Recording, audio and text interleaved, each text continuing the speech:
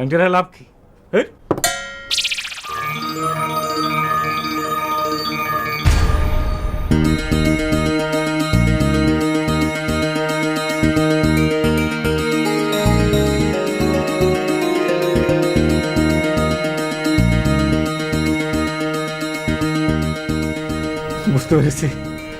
বুঝতে পেরেছি এই সবই জাদুর আংটির কাজ।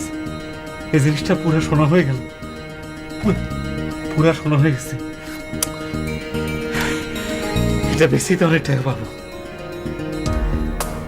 এই আংটির কাজ, এই আংটি সবার কাছ থেকে একদম গোপনে রাখতে হবে। গোপনে, কেউ যেন দেখতে না পারে, কেউ যেন দেখতে না পারে। এটাও দেখলে তো ঝামেলা।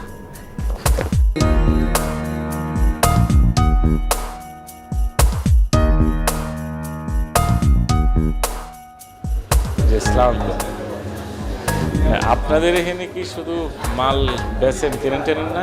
হ্যাঁ, কিনি।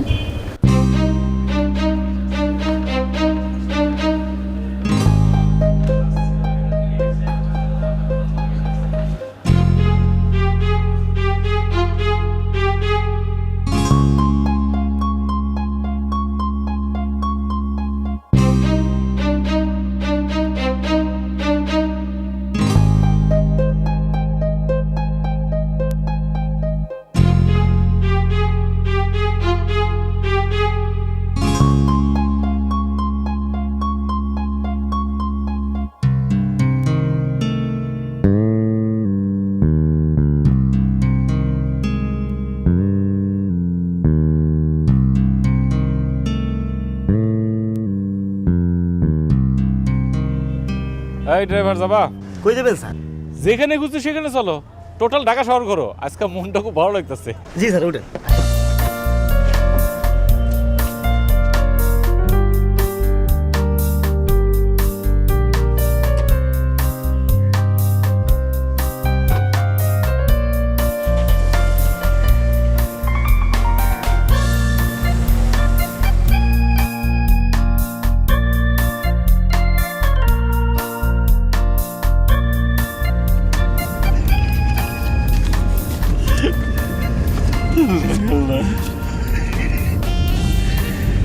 আজকে আরো ভালো লাগতেছে রে, আজকে আরো ভালো লাগতেছে। তোমার পছন্দ হয় তুমি নাও না, তেন অসুবিধা কি বাবা? এই মার্কেট থেকে আমি কিছু নিব না, এখানে সবকিছুর প্রচন্ড দাম। শোনো, তোমার একটা কথা শোনো। তোমার কি বলছি, মানি ইজ নো প্রবলেম। টাকা কেন আছে? টাকা তো খরচের জন্য আছে। তোমার পছন্দ হচ্ছে নাকি তুমি সেটা দেখো, না, তাহলে না, কিনতে নাও। গাড়ির অনেক দাম, এত দাম দিয়ে গাড়ি কেনার কোনো দরকার নেই। দরকার নেই মানে? অবশ্যই দরকার আছে। টাকা পয়সা তাহলে কামাই করে কিসের জন্য? শোনো, টাকা পয়সা হচ্ছে আরাম আয়েশের জন্য কামাই করা। গাড়ি থাকবে আরাম আয়েশের জন্য, অবশ্যই গাড়ি কিনবে একটা। টাকা থাকলে কি এত দাম নিয়ে গাড়ি কিনতে হবে?